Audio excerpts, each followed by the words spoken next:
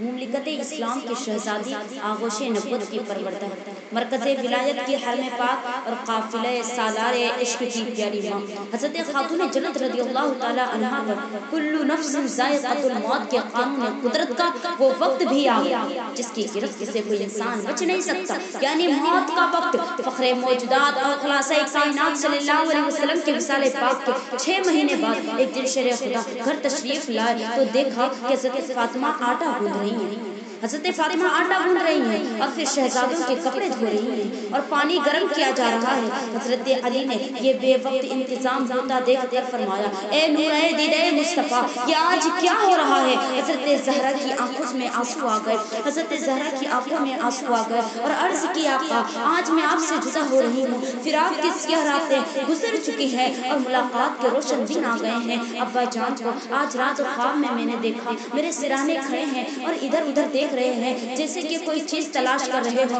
میں نے پوچھا، ابا جان آپ کہاں ہیں؟ میں تو آپ کے غم فراق میں تڑپتی رہتی ہوں اور سوزے ہجر میں جان سوختہ رہتی ہوں۔ تو آپ نے فرمایا، بیٹی گھبراؤ نہیں، فرقت کے دن گزر چکے اور اب بہت جلدی تم مجھے آ کر ملو گی اور میں تمہیں لینے کے لیے آیا ہوں۔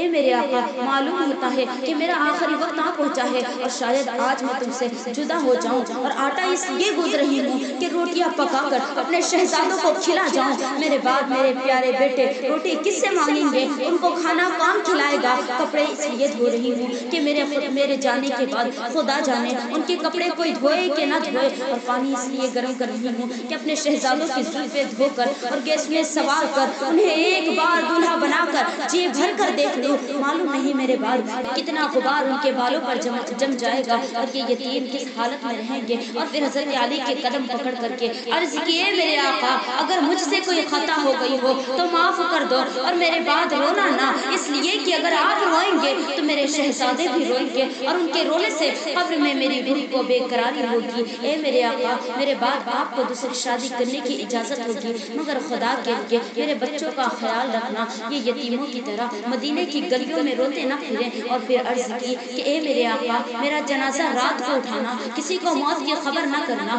اس لیے کہ میں نہیں چاہتی ہوں، اس لیے کہ میں نہیں چاہتی کہ لوگ میری میت کو دیکھیں اور اس طرح میری پردہداری ہو۔ اور پھر دونوں بیٹوں کو بلایا، سروں پر دست شفقت پھیرا، پیار کیا، سر منہ کو چوما، غسل دے کر کے نئے کپڑے پہنائے، زلفیں سواری اور پھر سینے سے لگا کر کے زار زار رونے لگی اور فرمایا، اے میرے جگر گوشو، میں نے تمہیں بڑی محنت اور پیار سے پالا ہے، میں نے تمہیں آرام اور خوشی کی خاطر اپنے دلوں کا چین قربان کیا ہے، راتوں کی نیند نکال کی ہے، تمہارے چہروں پر شکن دیکھتی تھی تو میرا دل دھڑکنے لگتا تھا، مگر اب معلوم نہیں میرے بعد تمہارا کیا حال ہو۔ اور پھر جب حضرت امام حسین سے فرمایا، بیٹا حسین، حسن تم سے بڑا ہے، حسن تم سے بڑا ہے، اس کا احترام کرنا، اور اے بیٹا حسن، حسین تم سے چھوٹا ہے، اس سے بہت پیار کرنا۔ ماں اپنے بیٹوں سے آخری باتیں کر رہی تھی، مگر بیٹے نہیں جانتے تھے کہ ہماری مشفق و شفیق ماں ہم سے ہمیشہ کے لیے جدا ہو رہی ہے اور آج ہم اپنی ماں کے پیار سے محروم ہو رہے ہیں، اور آج ہماری ماں کی چادر شفقت کا سایہ ہمارے سروں سے اٹھ رہا ہے اور ہماری یہ دولت ہمیشہ کے لیے ہم سے چھن رہی ہے۔ اور فرمایا، بیٹا حسن، مجھے زہر کا وہ پیالہ یاد آ رہا ہے، اور بیٹا حسین، میدان کربلا کا وہ خونی منظر اس وقت میرے سامنے ہے اور مجھے تمہارے جسموں پر تیروں کی بارش ہوتی نظر آ رہی ہے، اور علی اکبر کی لاش پر گھوڑے دوڑتے ہوئے دیکھ رہی ہوں، علی اکبر کے حلق پر تیر پیوست ہوتا دیکھ رہی ہوں، عابد کے پاؤں میں بیڑیاں اور زینب کے خیمے جلتے ہوئے نظر آ رہے ہیں۔ اے میرے حسین، اس امتحان میں ثابت قدم رہنا اور سب کچھ اللہ کی راہ میں قربان کر کے نانے مصطفیٰ کے دین کی لاج رکھ لینا، اور جب مدینے سے کربلا کو کوچ کرو تو میری بھی قبر پر فاتحہ پڑھ کر کے جانا۔ اور پھر بیٹی کو گلے سے لگایا اور فرمایا، بیٹی زینب، اپنے دونوں بھائیوں کو اداس نہ ہونے دینا، اور جب تک کہ تو زندہ رہے حسین کو ایک لمحہ کے لیے بھی خود سے جدا نہ کرنا، یعنی کربلا میں بھی بھائی کا ساتھ دینا۔ میں جانتی ہوں کہ اسلام کی عزت، دین کی آبرو اور شریعت مصطفیٰ کی حفاظت کی خاطر تمہارے دونوں بچے انو محمد بھی قربان ہوں گے، مگر یہ قربانی خوشی سے دے دینا اور لاشوں کا پہرا دینا۔ دونوں شہزادوں کو اور بیٹی زینب کو تلقین کرنے کے بعد سیدہ بارگاہ الہی میں سر بسجود ہو گئی اور عرض کی، اے میرے پروردگار، اے میرے پروردگار، یا الہ العالمین، میری تمام خطائیں معاف فرما، میرے خالق کائنات، میں تیرے محبوب کی کی بیٹی ہوں اور جب سے میں نے ہوش سنبھالا ہے میری آنکھوں نے سوائے علی کے اور کسی کو نہیں دیکھا ہے، اس لیے اے مولا اگر میری جان قبض کرنے کے لیے اسرائیل کو بھیجے گا تو مجھے کوئی عذر نہ ہوگا، لیکن میرے پردے میں ضرور فرق آئے گا، اس لیے تیرے دربار لطف و کرم میں میری یہ التجا ہے کہ میری روح تو خود ہی قبض کر لے، یا الہ العالمین میری روح کو تو خود ہی قبض کر لے۔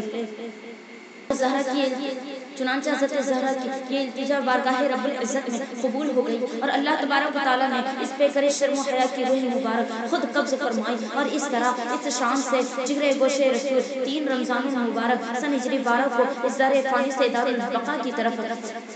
وصال فرما گئی۔ انا للہ و انا الیہ راجعون۔ خاتون جنت کی وفات ایک ناقابل برداشت صدمہ تھا۔ حضرت علی کی زبان پر کلمات صبر و شکر تھے اور آنکھوں سے آنسو بہ رہے تھے، مگر شہزادوں کی حالت قابل رحم تھی۔ وہ ماں کے جسم اطہر سے لپٹ گئے اور پھر گریہ وزاری سے کائنات کی ہر چیز کو رلایا اور بار بار پاؤں سے لپٹتے اور کہتے اماں جان تم ہمیں اکیلے چھوڑ کر کے کہاں جا رہی ہو، ہمیں غسل کون دے گا، ہماری زلفیں کون سنوارے گا، ہم روئیں گے تو چپ کون کرائے گا۔ ایک طرف سے شہزادوں کی اس گریہ وزاری سے مدینے میں ایک حشر برپا تھا اور دوسری طرف سیدہ زینب کی آہ و بکا سے مدینے کی در و دیوار رو رہے تھے اور بار بار اس صدمے سے بے ہوش ہو جاتی، ہوش آتا تو پھر ماں کے پاؤں سے لپٹ جاتی۔ آخر شیر خدا نے شہزادوں اور بیٹی کو سنبھالا، پیار کیا، اولاد بطول کو چپ کرایا اور پھر اس سلطنت اسلام کی مقدس شہزادی اور صاحب لولا کی لخت جگر کا جنازہ مبارک حضرت